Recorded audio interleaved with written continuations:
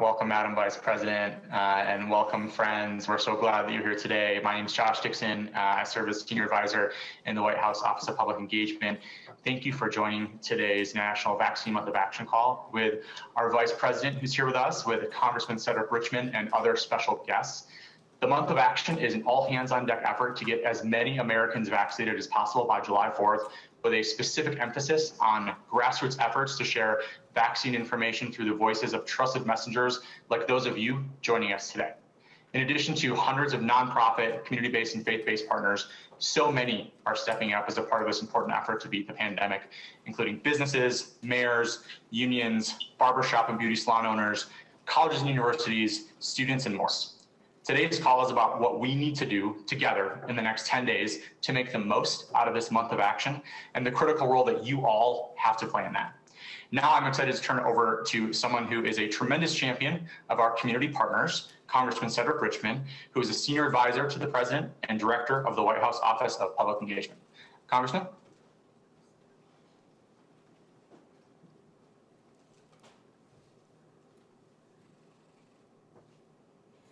He's on mute. Oh, thank you. You really are. We call her the MVP around the White House. So thank you, Madam Vice President, for that. And let me just thank you all for joining this call today. It's important. It's for a good cause. And thank you for your action. But I also want to share some exciting news today in our effort to get Americans vaccinated. We have met the President and Vice President's goal of 70% goal for vaccinating adults 30 and older.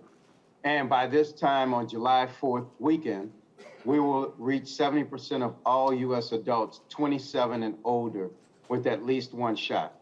We also have more good news. 175 million Americans have now received at least one shot, including 75% of people 40 and over, 87% of seniors, and 16 states and Washington, D.C. have at least 70% of adults with one shot overall, and 56% of all adults are fully vaccinated. It was not easy. It's real progress, and it has our country returning to normal much sooner than anyone could have predicted. On the one-year anniversary of the start of the pandemic, less than 2 months after taking office, President Biden and our administration and the Vice President set what at the time seemed like an audacious goal, and that was for us to be able to declare our independence from COVID-19 by July 4th. But remember, we were cautioned at that time that it would not be large gatherings, it'd be small family gatherings. Well, we beat and met those expectations beyond our wildest dreams. But so now America is getting ready to celebrate this 4th of July, with large celebrations planned in communities all across the country. So just a second on how we got there. We got there because the President and the Vice President treated this like a wartime effort. We built a whole of government response to defeat the pandemic and mobilize state and local governments, the private and nonprofit sectors, everyday Americans to join the fight. And since the President took office, COVID cases, the deaths are down 90%. And we've gotten at least one shot to 70% of the adults 30 and over. And then in the last 150 days, we've built an unparalleled, first of its kind nationwide vaccination program that has made getting a shot very easy. And many of you have joined us to help get that done. But I want everybody to understand that this was done because it was done on purpose. It was done intentional. The President and Vice President didn't look for attention. They didn't go out grandstanding. What they did was they put their heads down and they worked and they developed plans and they made everybody in the administration work.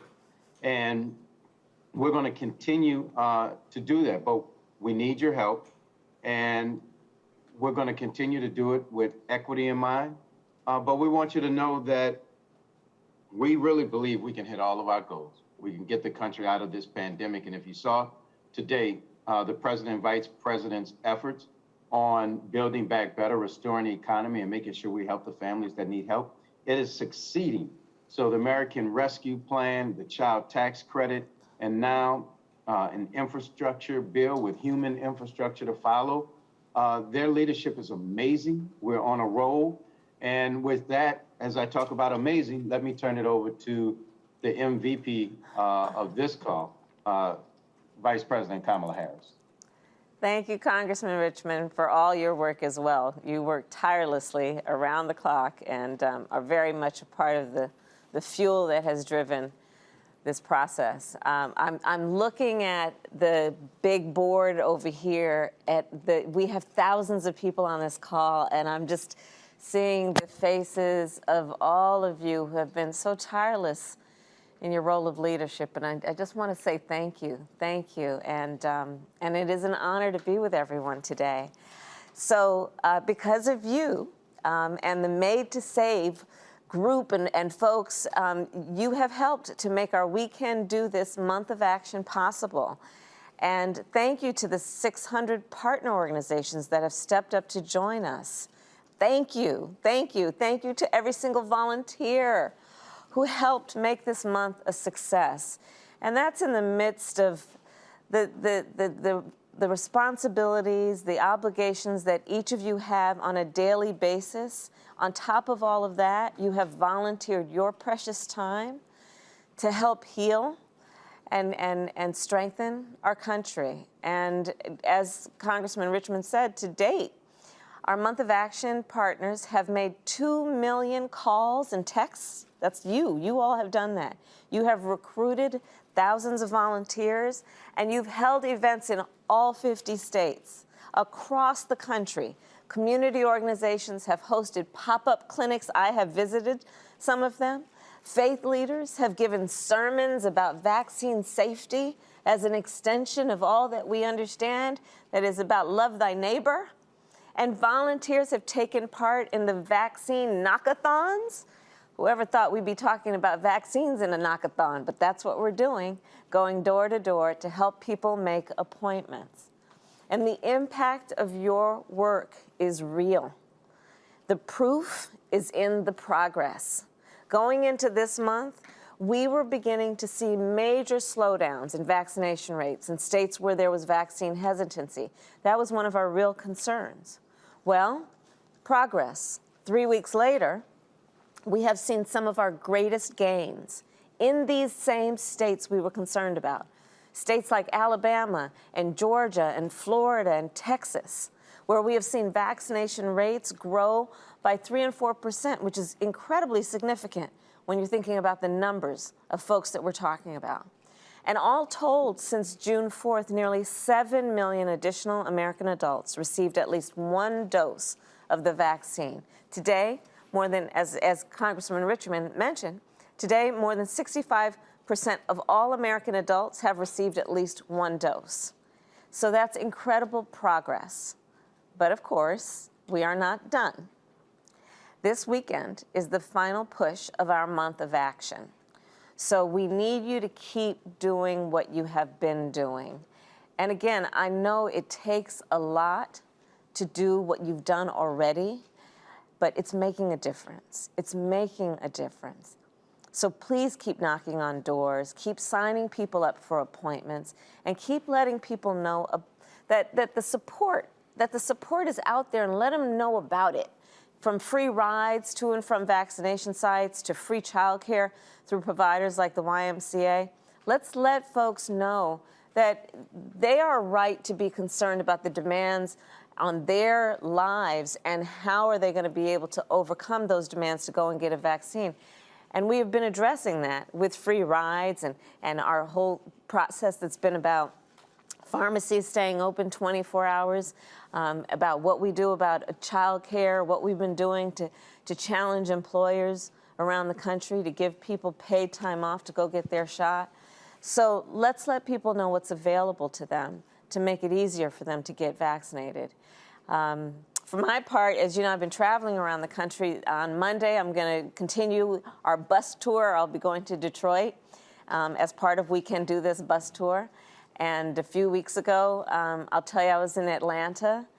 And it was, as every visit has been, it was very special. But I'll tell you, I had the honor of going back to visit the Ebenezer Baptist Church in Atlanta. And of course, as you all know, that is the church where Dr. Martin Luther King Jr. preached until his death. And today, in addition to still being the great Ebenezer Baptist Church, it is also a vaccination site. So I went there to see what they were doing at the church in terms of reaching out to folks in the community. And it really highlighted a point, which is that it, like so many other places we've seen that are vaccination sites, continues to be a house of healing. And when I was there, I talked with a group of folks who had just been vaccinated and the healthcare workers who were administering the vaccines. And this is what I shared with them. It's partly what I've already mentioned to this group. The act of getting vaccinated, the act of administering the vaccinations, well, these acts are the very essence of what the Bible and so many faiths tell us about the importance of our role and our power when we say, love thy neighbor.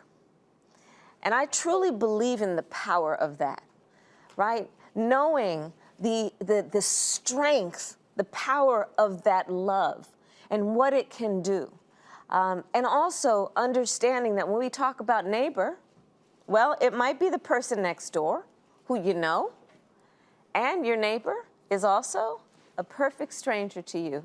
Somebody you may meet on the street, but in their face, though they may be a perfect stranger, you see a friend. And so this is the work that you all have been doing, which is reaching out to folks, perfect strangers to you before now, and connecting with them and letting them know and reminding them that we are part of a community of people. And what affects one of us will invariably affect all of us, both in terms of how we lift each other up and how we connect with each other, reminding folks they are not alone.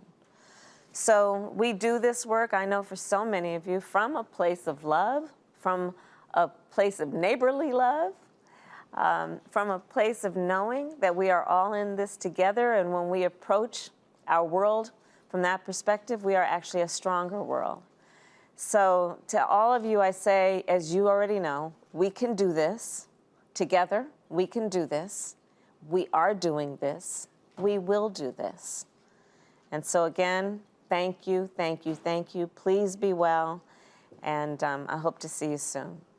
Take care. Thank you, Madam Vice President. We're so grateful for your leadership and all that you are doing to help people get vaccinated and get these messages out there. Just tremendously grateful to you for being with us today. And the Vice President mentioned the Month of Action bus tour, so I'm really excited to turn it over to Asma Mirza, the Chief of Staff for the White House COVID-19 response team, who's going to give us an update on that bus tour. Asma?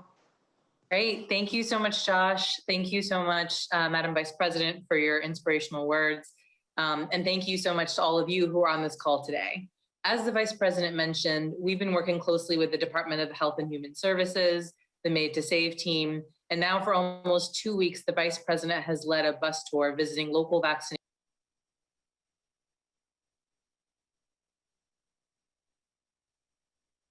They're going there to highlight the ease of getting vaccinated, encouraging people to get vaccinated, and energize and mobilize grassroots vaccination education and outreach efforts. The First Lady, the Second Gentleman, members of the Cabinet have all joined this tour. And it's been incredible. In Greenville, South Carolina, as the Vice President mentioned, she rallied canvassers convened by the NAACP and visited a YMCA that was offering free childcare.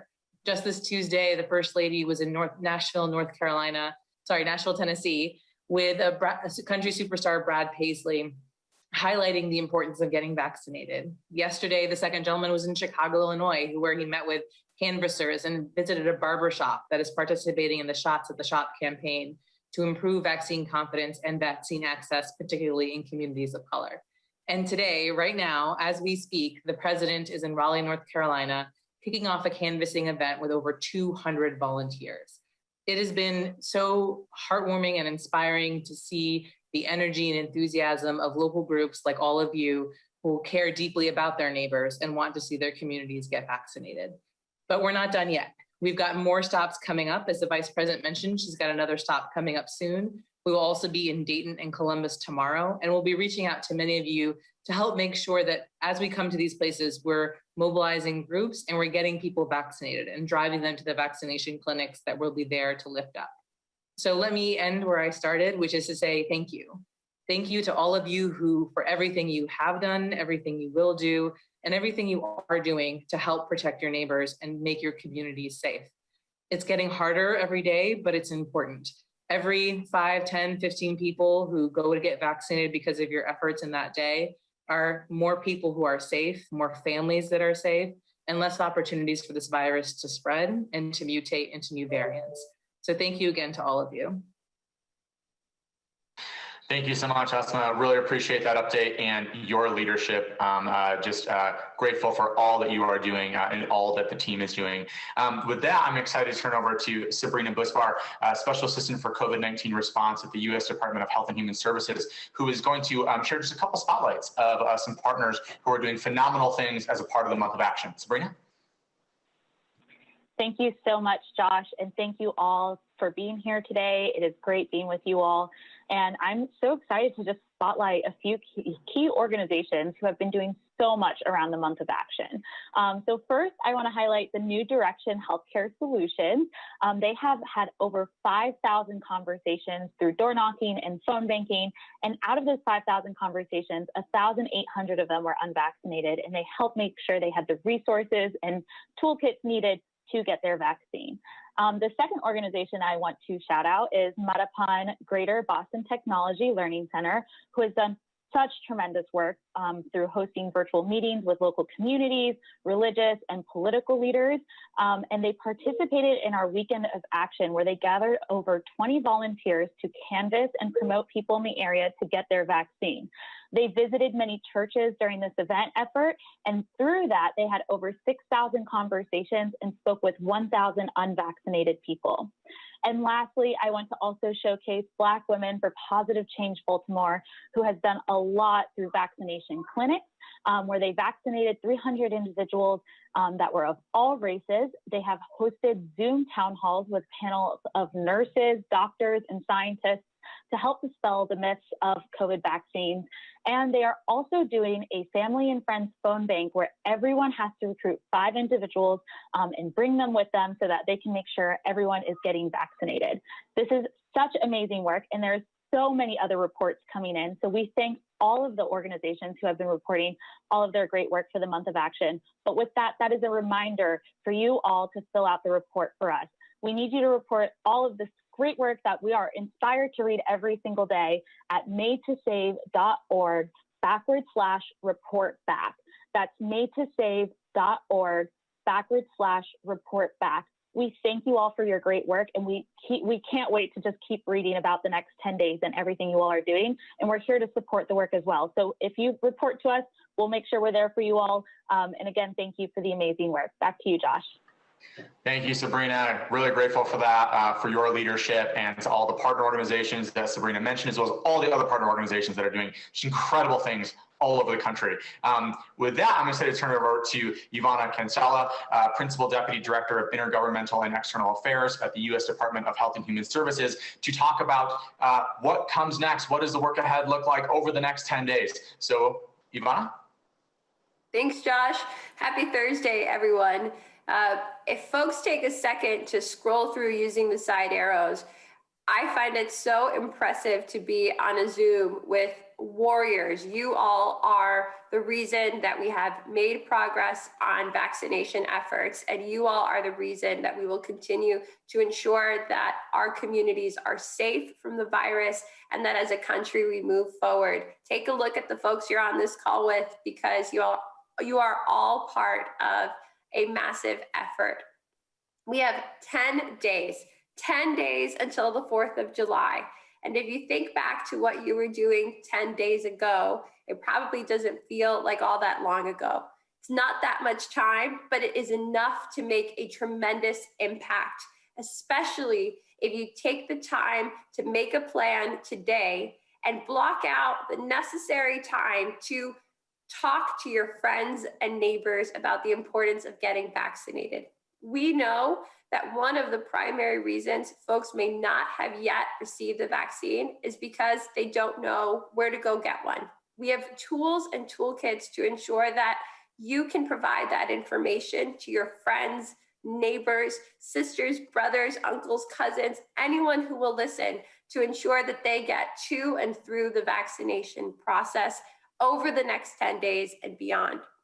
And we've made it as easy as possible to volunteer, whether you want to volunteer from the comfort of your home and send text messages, if you want to jump on the phone and make phone calls, if you want to lace up your sneakers and go door to door, all of it is possible.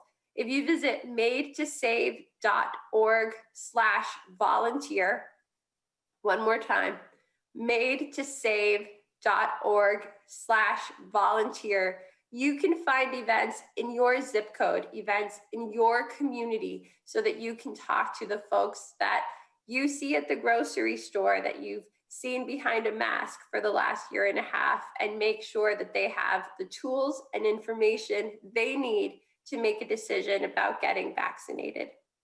We're going to hear more from Jalakoy next about how to even do the work to host an event on vaccine education or join one. And it is incredibly important that we all take the time to do our part. We will get through this. We can do this, but we must all do it together. And I couldn't think of a better group of people to ensure that on July 4th, we have continued to make the necessary progress to beat the pandemic. Thanks, Josh. Thanks so much, Ivana. Just incredible stuff there. And I think, you know, one of the things that stands out to me so much is this is not just life-giving work, it is life-saving work. And what we do in between now and July 4th will have that level of impact, because, you know, we have just seen how devastating this pandemic has been. So now is the time to take action to end it. And with that, I'm excited to turn over to Jalakoy Solomon, the Chief of Staff of Made to Save, who is going to talk about some of the specific resources that y'all can utilize to be a part of this work. Jalakoy? Thank you so much, Josh. I'm really excited to be here with everyone. Again, my name is Jalakoy. I'm the Chief of Staff for the Made to Save campaign. Made to Save is a national education and grassroots campaign working to save lives and see an equitable end to this pandemic by building trust in and increasing access to the COVID-19 vaccines in communities across the country that have been the most impacted by the virus. And as Vice President Harris said earlier, our coalition of over 600 partners across the country have been very proud to support this month of action. We've mobilized thousands of volunteers and had millions of conversations with people helping to do their part to keep our communities safe. And as Ivana said, it is all hands on deck. So whether you're hosting your own event or bringing friends with you to volunteer, we need you to join us to ensure that we talk to and provide this trusted information about the vaccines to as many people as possible. And what's great is that Made to Save has made it really easy for you to plug in. You can head to madetosave.org/volunteer to find a ton of great opportunities between now and July 4th to plug into this critical work. So whether you're hosting an event, we have toolkits, we have sample scripts and training guides, everything you will need to host your own event. You can also find at madetosave.org/volunteer. And then if you are just attending an event, you're hosting your own event, you're bringing your friends, your family to help do this work of having conversations in community. We have also some great opportunities, whether you find something local or if you want to attend a national event hosted by Made to Save. This weekend, we'll have a phone bank on Saturday at 1 p.m. Eastern, a text bank on Sunday at 3 p.m. Eastern.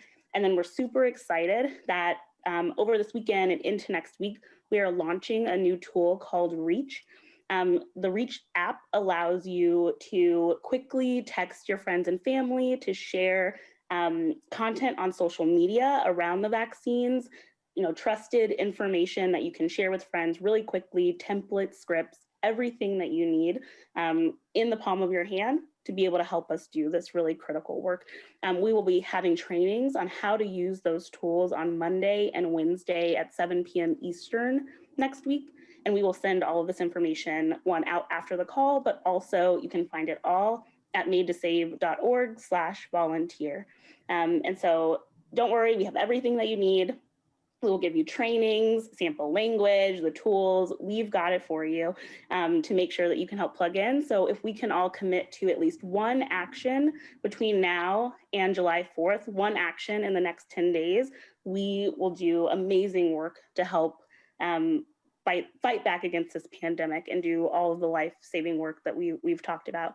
So again, thank you for everyone for all the work you've already done and all the work that you'll continue to do until we can get every last person vaccinated. So thank you, Josh.